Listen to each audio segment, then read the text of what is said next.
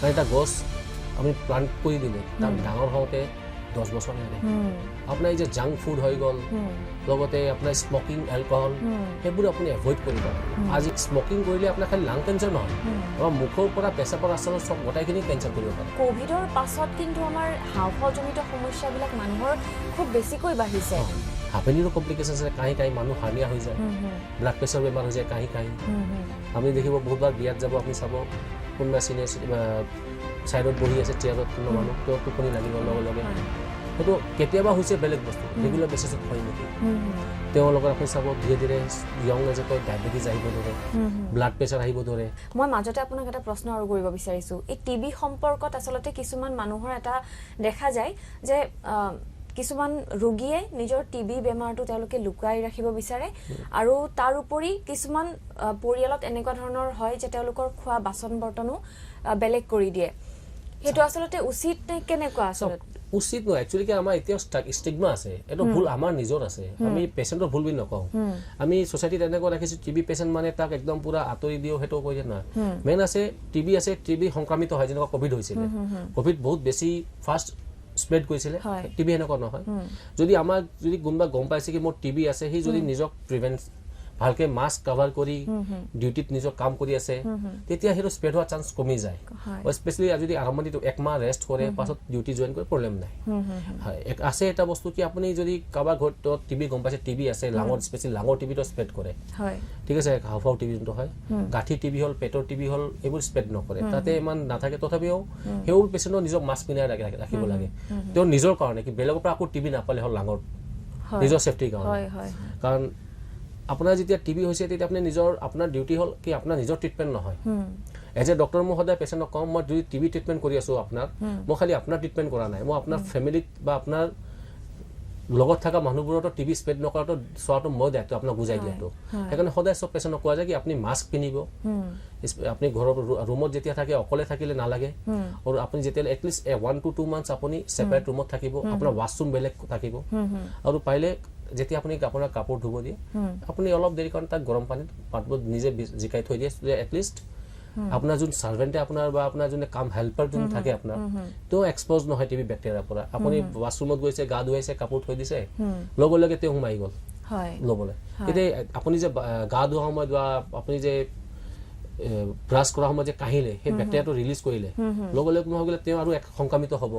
তেওঁ সংক্ৰমিত হৈ কিনে আকৌ ঘৰত যাব তেওঁ নিজৰ বাচ্চাক দিব তেনে সমাজত টিবি কেতিয়াও এলিমিনেট নহব আমাৰ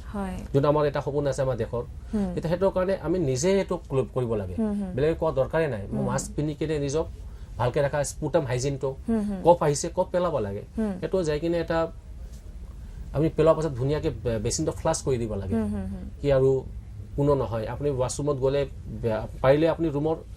লাষ্ট ৰুমত থাকিব লাগে যত যাৰ বতাটো বাহিৰৰ ফালে নাহে ঘৰৰ ফালে নাহে আৰু খিৰিকিটো বেক সাইডে ওলাই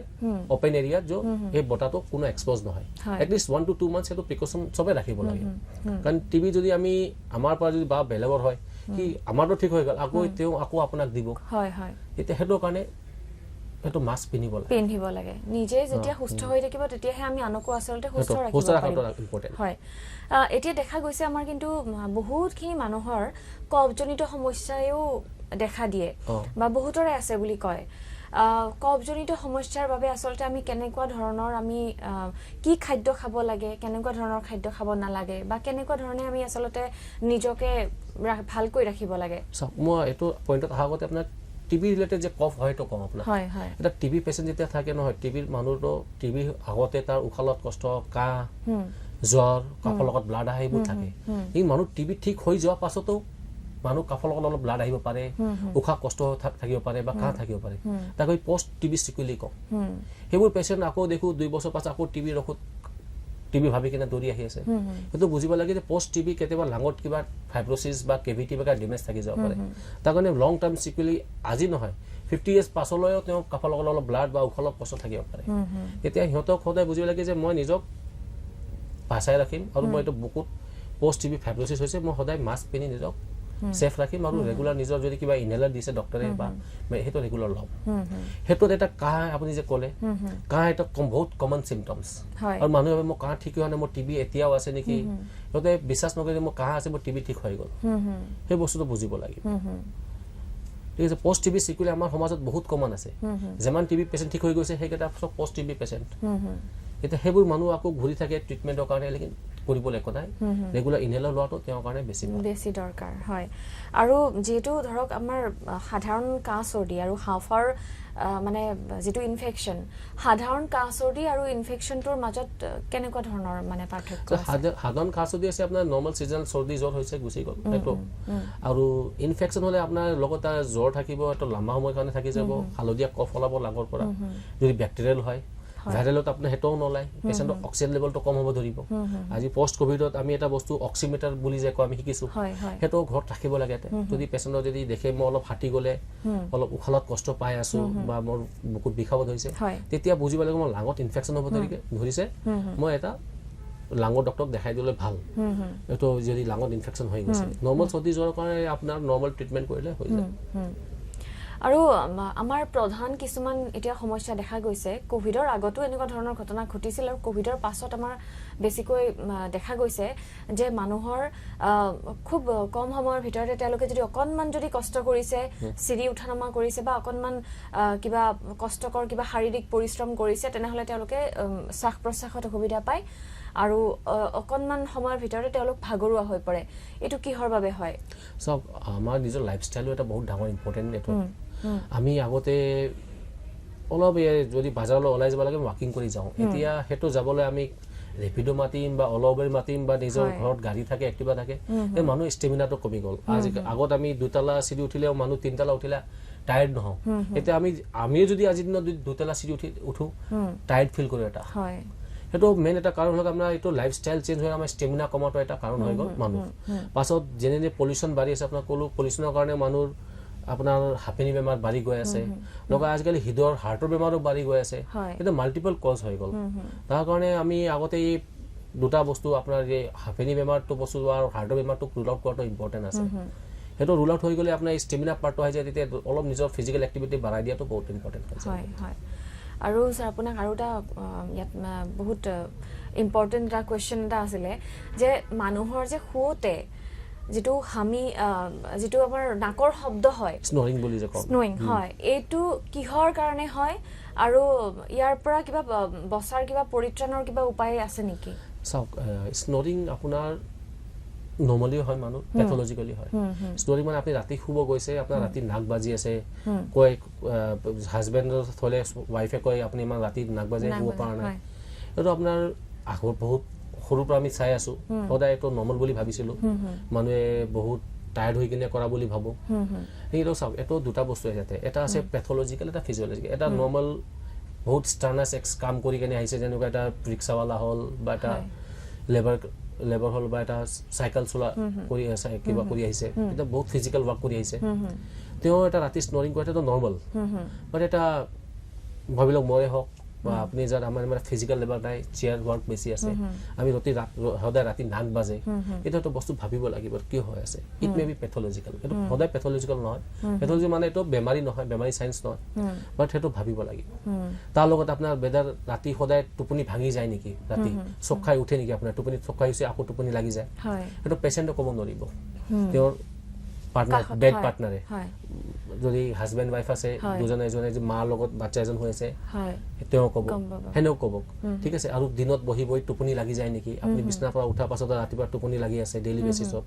গাড়ীত বহাৰ লগে লগে আপোনাৰ টোপনি লাগি যায় বা চাৰিজন মানুহ বহি আছে আপুনি টোপনি মাৰিছে আপুনি দেখিব বহুতবাৰ বিয়াত যাব আপুনি চাব কোনবা সিনিয়ৰ সাইডত বহি আছে চেয়াৰত কোনবা মানুহ তেও টোপনি লাগিব লগে লগে হেটো কেতিয়াবা হৈছে বেলেগ বস্তু ৰেগুলাৰ বেসিছত হয় নেকি তেও লগত আপুনি চাব ধীৰে ধীৰে ইয়ং এজে তো ডায়াবেটিস আহিব ধৰে ব্লাড প্ৰেছাৰ আহিব ধৰে থাইৰয়েডৰ বেমাৰ আহিব ধৰে আৰু হেবুৰ বেমাৰ আপোনাৰ মেডিচিন দিও কন্ট্ৰোল নহয় মেডিচিন ডোজ বাঢ়ি গৈ থাকে ডায়াবেটিস এটা ঔষধ দিছে কন্ট্ৰোল হোৱা নাই অলপ দিন পাছত দুটা তেও খাদ্যও বেছি নাই আৰু তেও ধীৰে ধীৰে শকত হৈ গৈ আছে হেটো আমি স্লিপ এপনিয়া বুলি এটা বেমাৰ কওঁ অবস্ট্ৰাকটিভ স্লিপ এপনিয়া হেটো সাইন হয় হেটো বেমাৰটো বহুত কেটা বেমাৰৰ প্ৰিকছৰ বুলি কওঁ আমি যেনেকুৱা ডায়াবেটিস হৈ গল blood pressure thyroid sudden cardiac heart attack suddenly ব্ৰেনত ব্লিডিং হৈ কিনে ষ্ট্ৰোক হৈ যোৱা হয় আৰু পেশেন্টৰ পাৰ্সোনাল লাইফও বেয়া হোৱা আপোনাৰ মেছনৰ উইক হৈ যায় ডিপ্ৰেছনৰ বেমাৰ আপোনাৰ বস্তুবোৰ পাহিব ধৰে হয় হেবুৰ বেমাৰ ধীৰে ধীৰে আহিব ধৰে মানুহজনৰ এইটো এইবোৰ বেমাৰ নানা সমস্যাই দেখা এইটো আহে দিয়ে দেখা বহুত কমন হৈছে গাড়ী চলাই আছে সাডেনলি টোপনি লাগি গ'ল এক্সিডেণ্ট হৈ গ'ল হয় হয় সেইকাৰণে এইবোৰ মানুহক আমি চাৰ্প কাম কৰিব মানা কৰোঁ যেনেকুৱা কিচেনত ভাত বনাব মানা কৰোঁ সাডেনলি গেছ অন কৰিব টোপনি লাগি গ'ল লাইটাৰখন অন কৰা নাই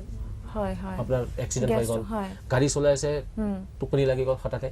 এক্সিডেণ্ট হৈ গ'ল সেইবোৰ বস্তু সেইকাৰণে এভইড কৰোঁ আৰু বহুত কমনলি আমি এইবোৰ হিল ষ্টেচনৰ মানুহ পাওঁ হয় গাড়ী চলাই আছে টাৰ্ণিঙত টোপনি লাগি গ'ল তেওঁ ডাউন হয় এক্সিডেণ্ট হৈ গ'ল সম্ভাৱনা হ'ব থাকে থাকে আৰু এইবিলাকৰ এই যিখিনি আমি বেমাৰখিনিৰ কথা পাতিলো ৰোগখিনিৰ কিবা প্ৰতিকাৰৰ কি উপায় আছে এই ধৰণৰ শ্লিপ এপনিয়া সব মেইন ট্ৰিটমেণ্ট হৈ গ'ল পেচেণ্টৰ শ্লিপ হাইজিন লগতে ৱেট লছ মেক্সিমাম পেচেণ্ট দেখা গৈছে সিহঁতে শকত হৈ থাকে শ্লিপ এপনিয়া কিন্তু এটা ভিস্কা চাইকেল হ'ল পেচেণ্টৰ আগতে শ্লিপ এপনিয়া ষ্টাৰ্ট হ'ব অলপ শকত থাকিব তেতিয়া পেচেণ্টৰ ৰাতি টোপনি ভাল নহ'লে তেওঁ দিনত টোপনি ভাৱ থাকিব তেতিয়া diet cycle life cycle change হ'ব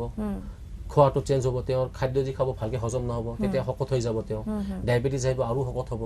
তেতিয়া আকৌ শ্লিপ এপনিয়া বাঢ়িব শকত হোৱাৰ কাৰণে তেওঁ ৱাকিং কৰিব নোৱাৰিব তেতিয়া তেওঁ ৱেট লুজ কৰিব নোৱাৰিব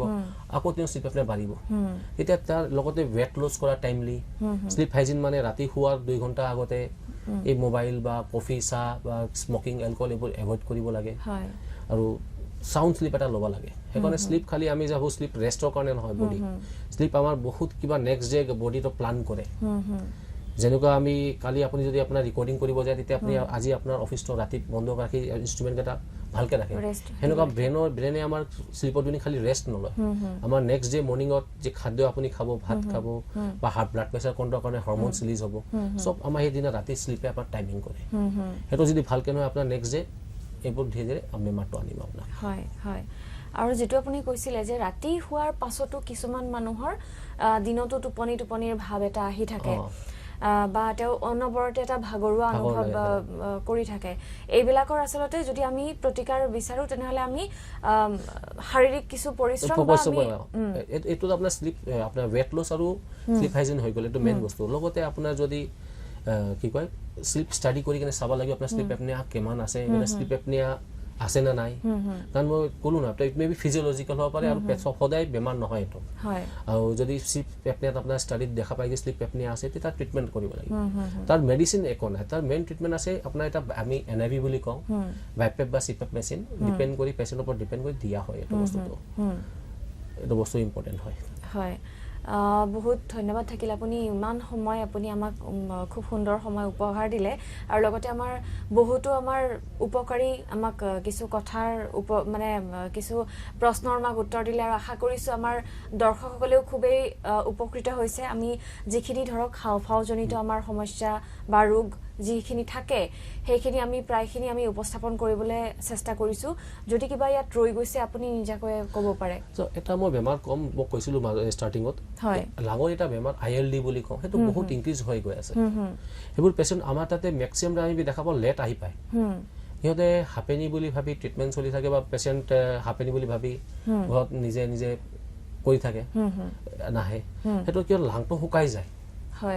আৰু সেইটো বেমাৰটো আপোনাৰ পেচেণ্টৰ লাইফ স্পেনটো বহুত কম ডায়েগনচিছ হোৱাৰ পাছত ILD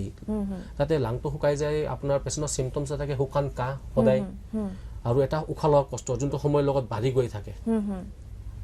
তাৰ এটাই ট্ৰিটমেণ্ট আছে পাৰ্মানেণ্ট ট্ৰিটমেণ্ট ক'ব গ'লে যোনটো IPF পেটাৰ্ণ বুলি ILD এটা থাকে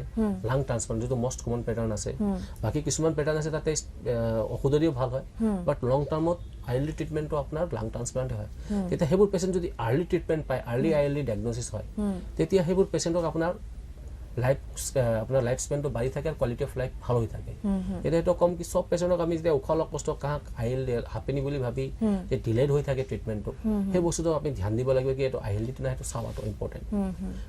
কাৰণ এই বস্তু অলপ এৱেৰনেছটো কম পাব্লিক আমাৰ মাজতো হয় হয়